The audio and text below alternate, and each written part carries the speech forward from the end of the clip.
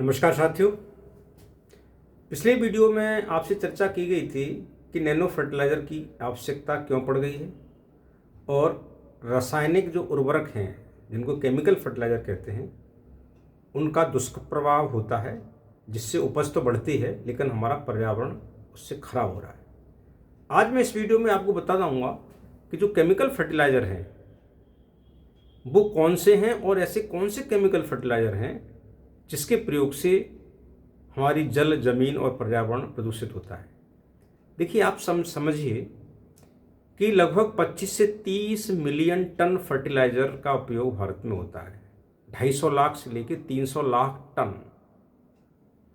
इसमें से आधी मात्रा 50 से लेकर 60% तक यूरिया फर्टिलाइज़र की होती है। यूरिया जो सफ़ेद सफ़ेद शक्कर जैसा दाने के रूप में मिलता है उसको यूरिया बोलते हैं। और यूरिया खाद जितना भी हमारे देश में फर्टिलाइज़र का उपयोग हो रहा है उसमें से 50% से 60% के बीच में इसकी मात्रा होती है। जब इस फर्टिलाइज़र की मात्रा ज़्यादा होती है तो आपके जहन में ज़रूर आ रहा होगा कि ये बहुत ज़रूरी चीज़ होगी। हाँ, यस, ये बहुत ज़रूरी है। इसी से पौधे में बढ़वार आती है, इसी से पौधा तंदुरुस्त होता है, फल फूल डालियाँ बनती हैं और जो पौधे में जो प्रोटीन है उसको बनाने का प्रमुख स्रोत यूरिया ही होता है। और हमारी जो मिट्टी है उसमें इस खाद की जो बेसिक मात्रा होनी चाहिए वो नहीं होती। तो यूरिया तो एक नाम है। इस यूरिया में जो ताकत होती है उसको बोलते हैं नाइट्रोजन, हिंदी में नत्रजन। तो ये जो नाइट्रोजन है जिसके लिए यूरिया का इस्तेमाल होता है, ये जो नाइट्रोजन है अर्थात आपका यूरिया है, जब जमीन में जाता है तो जैसा कि मैंने बताया था पहले भी आपको कि मात्र 30% पौधे खाते हैं और 70% वेस्टेज होता है। यही वेस्टेज प्रदूषण का कारण बनता है। अब ये प्रदूषण कैसे कैसे होता है ये भी आप डिटेल में समझ लीजिए। देखिए, जो खा लिया वो तो खा लिया पौधे ने। तो पहली बात ये होती है कि ये जो यूरिया होता है इसमें नाइट्रोजन होती है और अमोनिया के रूप में ये जमीन में यूरिया कन्वर्ट हो जाता है। तो सबसे पहली बात तो बहुत सारी मात्रा इस यूरिया की घुल के पानी के अंदर नीचे तलहटी में चली जाती है। जो हमारा अंडरग्राउंड है वाटर, उस अंडरग्राउंड वाटर में ये मिल जाता है और मिलने से इसमें जो नाइट्रेट आयन हैं, जो अमोनिया आयन होते हैं, आयन ये कन्वर्ट हो जाते हैं नाइट्रेट आयन में। जब ये नाइट्रेट आयन में कन्वर्ट हो जाते हैं तो वो जो आयन होते हैं वो पानी में मिलके फिर ये नाइट्रस आयन में चले जाते हैं और पानी को ये विषैला बना देते हैं। ऑक्सीजन की मात्रा पानी में कम होने लगती है। जब यूरिया की मात्रा घुल घुल के पानी में ज़्यादा जाती है तो पानी में ऑक्सीजन की मात्रा कम होती है और ऐसा पानी स्वास्थ्य के लिए बहुत सारी बीमारियों की जड़ होता है। इससे बच्चों में तो भयंकर घातक बीमारियां, जिससे ब्लू बेबी के नाम से एक बीमारी होती है, वो तक पैदा हो जाती है। एक तो ये हो गया। यही यूरिया की मात्रा जमीन में ऑक्सीडाइज्ड होके जमीन की सतह में वायुमंडल में चली जाती है अमोनिया के रूप में। और पूरी अमोनिया के रूप में जब चली जाती है तो जब वर्षा होती है तो जो एसिड रेन होती है ना, कि तेजाबी वर्षा हो गई, तेजाबी वर्षा के रूप में यही अमोनिया पानी के साथ मिलके ये अम्ल बना लेती है और इससे नुकसान होता है तेजाबी रेन से। ये भी हो गया। और सबसे बड़ी बात, यही जो अमोनिया है ये कन्वर्ट हो जाती है N2O गैस में, नाइट्रस ऑक्साइड गैस, जो कि हमारी प्रदूषण करने वाली गैसों में बहुत बड़ी गैस है। ये मान के चलिए कार्बन डाइऑक्साइड से लगभग 250 गुना खतरनाक है ये। कौन सी गैस? Nitrous oxide, N2O।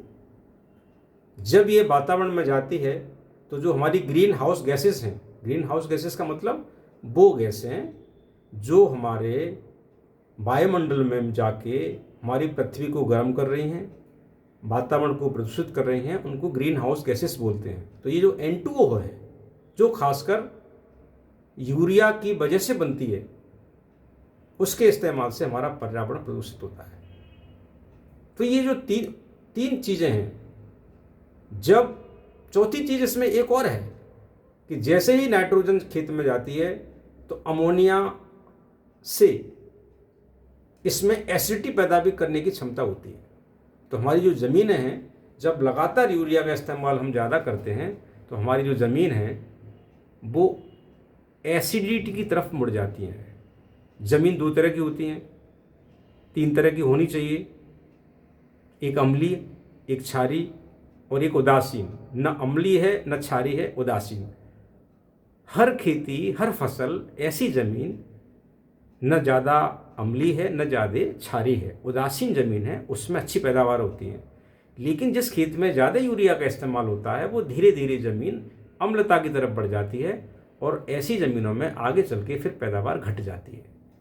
तो ये तीन कारण हैं जिससे हमारी इस जनरेशन को भुगतने पड़ रहे हैं इस यूरिया के इस्तेमाल से। लेकिन हमारी लाचारी है, बेबसी है कि यूरिया का इस्तेमाल करना पड़ेगा। आपके मन में आ रहा होगा कि सरकार इसको बंद क्यों नहीं कर देती। नहीं कर सकते, क्योंकि जैसे मैंने बताया कि यूरिया फसल की उत्पादन बढ़ाने के लिए ज़रूरी है और उत्पादन बढ़ाना देश की ज़रूरी है, देश के लिए ज़रूरी है। खाद्य सुरक्षा का मसला है, हमको पेट भी भरना है।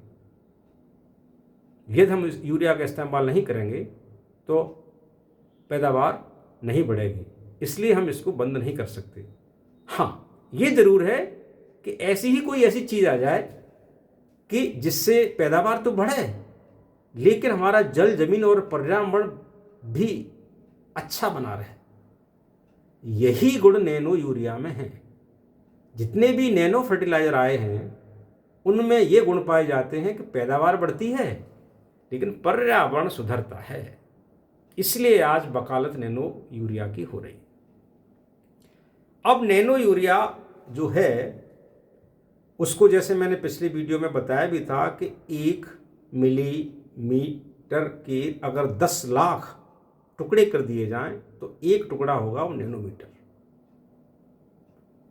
जब किसी ऐसे टुकड़े को जमीन में डाला जाएगा और ऐसे बहुत सारे टुकड़ों को डाला जाएगा तो ये मान के चलिए कम मात्रा में जो सैचुरेशन है फसलों पर वो बहुत ज़्यादा बढ़ जाता है और ये फसलों द्वारा अवशोषित अच्छे से कर लिए जाते हैं। ये है नैनो टेक्नोलॉजी। अब इस नैनो टेक्नोलॉजी में इसमें जो सबसे महत्वपूर्ण बात है कि ये फसलों के ऊपर पत्तों पर छिड़का जाता है, जैसा कि पिछले वीडियो में बताया भी था मैंने। इसलिए ये कारगर है और पर्यावरण का हितैषी है। इसकी लागत भी कम है। लागत कम क्यों है और फर्टिलाइज़र की लागत ज़्यादा क्यों है ये भी समझ लीजिए। जितने भी फर्टिलाइज़र हैं ये बहुत ही महंगे फर्टिलाइज़र होते हैं, उसकी तुलना में नैनो फर्टिलाइज़र सस्ते हैं और हमारे देश में बनते हैं। फर्टिलाइज़र को किसानों को उपलब्ध कराने में लगभग 2 लाख करोड़ रुपए हर साल भारत सरकार किसानों को सब्सिडी के रूप में देती है। इतना महंगा है क्योंकि इन फर्टिलाइज़रों को पैदा करने की जो सामान है, जो कच्चा माल है, जो रॉ मटेरियल है, वो हमारे देश में नहीं मिलता है। यद्यपि हमारे देश में फर्टिलाइज़र बनते हैं लेकिन उनका जो कच्चा माल है वो विदेशों से आता है और जब कोई चीज़ विदेशों से आएगी तो वो महंगी होगी। ये नैनो फर्टिलाइज़र जो होते हैं ये हमारे देश में ही बनते हैं और इसमें लागत भी कम आती है, पर्यावरण के हितैषी हैं और उत्पादन भी बढ़ाते हैं। इसलिए पूरी सरकार की मशीनरी, पूरे वैज्ञानिक और पूरा देश इस बात की वकालत करने में लगा है कि किसान किसी भी तरह से नैनो फर्टिलाइज़र का उपयोग करें।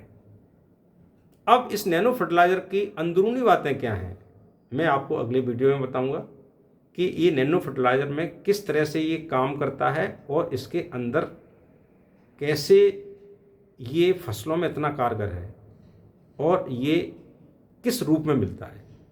यदि आपको ये वीडियो अच्छा लगे तो आप इसको दूसरे लोगों को भी भेजिए। हमारे चैनल को सब्सक्राइब करिए। नमस्कार।